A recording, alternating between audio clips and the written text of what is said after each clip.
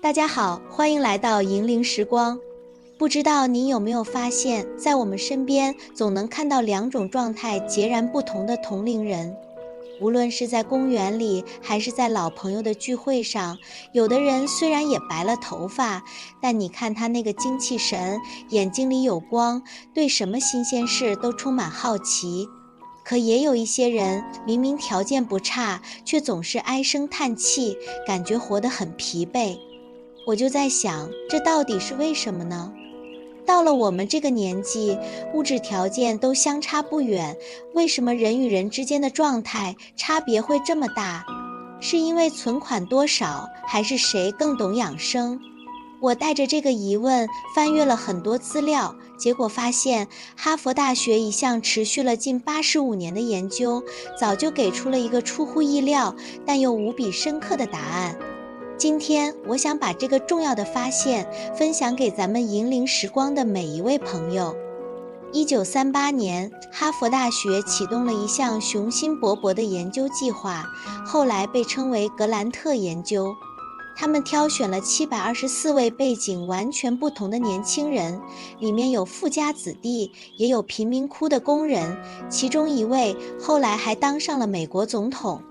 研究人员像记录一部史诗一样，追踪了他们的一生，年复一年地记录他们的健康、事业、婚姻、财富，甚至对他们的大脑进行扫描分析。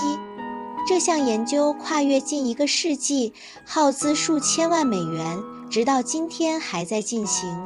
研究的目的只有一个，到底是什么，决定了一个人晚年的幸福和健康。几十年后，当研究人员整理了堆积如山的数据，一个颠覆我们常识的结论浮现了出来。决定我们晚年生活质量的，不是我们年轻时有多成功，也不是银行里有多少存款。真正决定我们能否健康、幸福的，是我们一生中是否拥有高质量的、温暖的人际关系。这个答案听起来似乎有点虚，别急，它背后有着非常坚实的科学依据。咱们可以把身体想象成一座非常精密的工厂。当您感到孤独，或者长期和家人朋友处在紧张的关系里时，您的身体就会自动进入一种一级战备状态。这时，身体会大量分泌一种叫皮质醇的压力荷尔蒙。这就好比一台汽车，明明停在车库，发动机却一直在空转。日复一日，这部车子的损耗会有多大？这种慢性的压力会实实在在地攻击我们的健康，它会削弱免疫力，升高血压，扰乱睡眠，甚至加速细胞衰老。有数据显示，长期强烈的孤独感对寿命的负面影响相当于每天抽15支烟。反过来，当您拥有一段温暖、能给您支持的关系时，情况就完全不同了。和老伴的一次贴心拥抱，和老朋友的一次开怀大笑，都能促进身体分泌一种叫催产素的荷尔蒙。这个催产素是个宝贝，科学家叫它信任荷尔蒙，它能有效降低压力水平，修复损伤，让我们的身体进入休养生息模式。身体的感受是最诚实的。最近一次让您发自内心放松开心的瞬间是什么呢？欢迎评论区分享。我们总觉得要让脑子转得快，记性好，就得天天看书，学新东西。这当然没错，但哈佛的研究告诉我们一个更基础的秘诀：高质量的社交。我们的大脑就像一块肌肉，每一次有意义的聊天，每一次情感的交流，都是在给这块脑部肌肉做深度锻炼。能刺激新的神经连接生长，让大脑保持弹性。而哈佛研究的数据明确指出，那些在50岁时对自己的朋友关系、伴侣关系满意度最高的人，在80岁时拥有最健康的记忆力。更值得我们警惕的是，孤独感本身对大脑就是一种慢性毒药。长期缺少积极的社交刺激，我们的大脑里更容易沉积一种叫贝塔淀粉样蛋白的垃圾。而这种物质正是导致阿尔茨海默症的关键元凶之一。听到这儿，可能有的朋友会说，不对啊，我天天都和一帮老伙计打牌下棋，怎么还是觉得心累呢？这正是哈佛研究里最核心的发现，关系的质量远比数量重要。一群只是聚在一起打发时间的牌友，也远不如一个能听您说说心里话的知己来得重要。那到底什么是高质量的关系呢？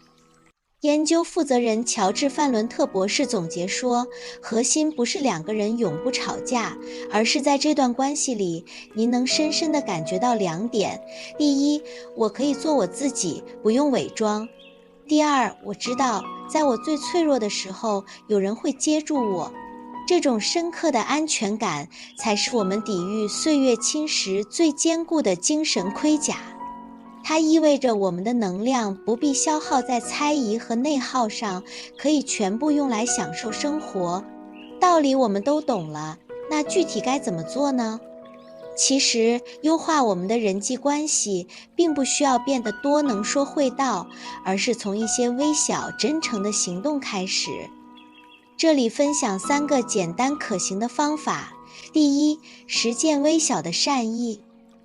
每天有意识地为您身边的人做一件不求回报的小事，比如给很久没联系的老同学发条信息，说突然想起咱们年轻时的趣事，你还好吗？或者在老伴儿看报纸时，默默地给他续上一杯热茶。这些微小的付出，就像往关系存折里存钱，会越来越丰厚。第二，放大那些小快乐。当家人朋友跟您分享好消息时，您的回应方式会直接影响关系的温度。比如老朋友高兴地说，我孙女考上重点大学啦，一种回应是挺好，学费不便宜吧，这是在泼冷水。更好的回应是吗？太棒了，为您高兴，我们得找个时间好好庆祝一下。这种积极分享快乐的回应，比在他难过时安慰更能增进感情。第三，主动建立新连接。特别是退休后，我们的生活圈子可能会变小，更要主动走出去。可以去参加一个您感兴趣的社区课程，比如书法、跳舞。可以去做志愿者，发挥余热。走出去，您会发现一个更广阔的世界。那些在岁月的长河里越活越精神、越活越通透的人，他们真正的秘诀不是什么灵丹妙药，而是用大半生的智慧，为自己的人生下半场精心经营了一个温暖坚固的关系圈。这个圈子为他们抵御了风雨，也抚平了皱纹，更给了他们持续的内在的生命力。真正的富养自己，不是物质上的挥霍，而是找到那些能滋养你、温暖你、能陪你一起笑着走过时间的人。这才是我们银龄时光里最值得追求也最保值的投资。如果今天的分享对您有启发，请给我们点个赞，也欢迎把它分享给您生命中那位重要的同行者。感谢您的收看，我们下期再见。